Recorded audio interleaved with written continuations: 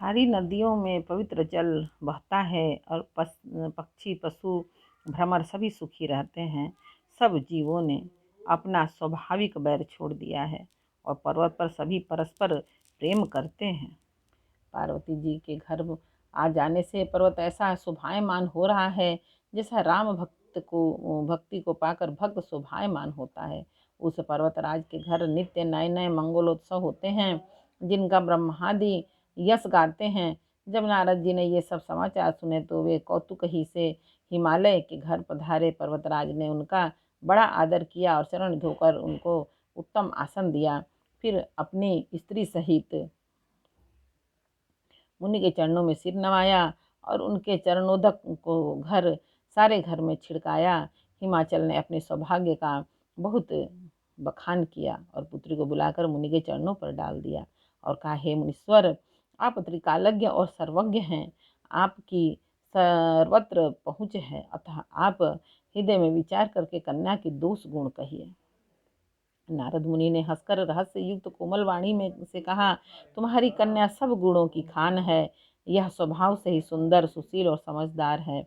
उमा, अंबिका और भवानी इसके नाम हैं। कन्या सब सुलक्षणों में संपन्न है। यह अपने पति की सदा प्यारी होगी। इसका सुहाग सदा अचल रहेगा। इससे इसके माता पिता यश पावेंगे। यह सारे जगत में पूज्य होगी और इसकी सेवा करने से कुछ भी दुर्लभ ना होगा। संसार में स्त्रियां इसके नाम स्मरण करके पतिव्रत रूपी तलवार की धार पर चढ़ जाएंगी। हे पर्वतराज, तुम्हारी कन्या सुलक्षणी है। अब इसमें जो दो चार अवगुण हैं उसे भी सुन लो। गुणहीन, मानहीन, माता पिता विहीन, उदासीन, संशयहीन, लापरवाह, योगी, जटाधारी, निष्काम हृदय, नंगा और अमंगल वेश वाला, ऐसा पति इसको मिलेगा। इसके हाथों में ऐसी ही रेखा पड़ी है। नारद मुनि की वाणी सुनकर और उसको हृदय में सत्य जानकर पति पत्नी हिमवान और मैना को दुख हुआ और पार्वती जी प्रसन्न हुई। नारद जी ने भी इस रहस्य को नहीं जाना, क्योंकि सबकी बाहरी दशा एक सी होने पर भी भीतरी समझ भिन्न भिन्न थी। सारी सखियां पार्वती, पर्वतराज, हिमवान और मैना सभी के शरीर पुलकित थे और सभी के नेत्रों में जल भरा था। देवर्षि के वचन असत्य नहीं हो सकते, यह विचार कर पार्वती ने उन वचनों को हृदय में धारण कर लिया। उन्हें शिव जी के चरण कमलों के में स्नेह उत्पन्न हुआ, परंतु मन में यह संदेह हुआ कि उनका मिलना कठिन है। अवसर ठीक ना जानकर उमा ने अपने प्रेम को छिपा लिया और फिर वे सखी की गोद में जाकर बैठ गई। देवर्षि की वाणी झूठी ना होगी, यह विचार कर हिमवान, मैना और सारी चतुर सखियां चिंता करने लगी। फिर हृदय में धीरज धरकर पर्वतराज ने कहा, हे नाथ, कहिए अब क्या उपाय किया जाए। मुनीश्वर ने कहा, हे हिमवान, सुनो, विधाता ने ललाट पर जो कुछ लिख दिया है उसको देवता, दानव, मनुष्य, नाग और मुनि कोई भी नहीं मिटा सकते। तो भी एक उपाय मैं बताता हूँ, यदि देव सहायता करें तो यह सिद्ध हो सकता है। उमा को वर तो निसंदेह वैसा ही मिलेगा जैसा मैंने तुम्हारे सामने वर्णन किया है, परंतु मैंने वर के जो जो दोष बतलाए हैं, मेरे अनुमान से वे सभी शिव जी में हैं। यदि शिव जी के साथ विवाह हो जाए तो दोषों को भी सब लोग गुणों के समान ही कहेंगे। जैसे विष्णु भगवान शेषनाग की शैया पर सोते हैं तो भी पंडित लोग उनको कोई दोष नहीं लगाते। सूर्य और अग्नि अच्छे बुरे सभी रसों का भक्षण करते हैं, परंतु उनको कोई बुरा नहीं कहता।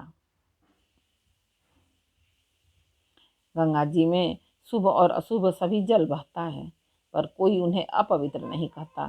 सूर्य, अग्नि और गंगा जी की भांति समर्थ को कुछ दोष नहीं लगता। यदि मूर्ख मनुष्य ज्ञान के अभिमान से इस प्रकार होड़ करते हैं तो वे कल्प भर के लिए नरक में पड़ते हैं। भला कहीं जीव भी ईश्वर के समान सर्वथा स्वतंत्र हो सकता है? गंगा जी से भी बनाई हुई मदिरा को जानकर संत लोग कभी उसका पान नहीं करते, पर वही गंगा जी में मिल जाने पर जैसे पवित्र हो जाती है, ईश्वर और जीव में भी वैसा ही भेद है। शिव जी सहज ही समर्थ हैं, क्योंकि वे भगवान हैं, इसलिए इस विवाह में सब प्रकार कल्याण है। परंतु महादेव जी की आराधना बड़ी कठिन है, फिर भी क्लेश तप करने से बहुत जल्द संतुष्ट हो जाते हैं। यदि तुम्हारी कन्या तप करे तो त्रिपुरारी महादेव जी होनहार को मिटा सकते हैं। यद्यपि संसार में वर अनेक हैं, पर इसके लिए शिव जी को छोड़कर दूसरा वर नहीं है। शिव जी वर देने वाले, शरणागतों के दुखों का नाश करने वाले, कृपा के समुद्र और सेवकों के मन को प्रसन्न करने वाले। शिव जी की आराधना के लिए बिना करोड़ों योग और जप करने पर भी वांछित फल नहीं मिलता। ऐसा कहकर भगवान का स्मरण करके नारद जी ने पार्वती को आशीर्वाद दिया और कहा कि हे पर्वतराज, तुम संदेह का त्याग कर दो, अब यह कल्याण ही होगा। एक बार बोलो रामायण मैया की जय।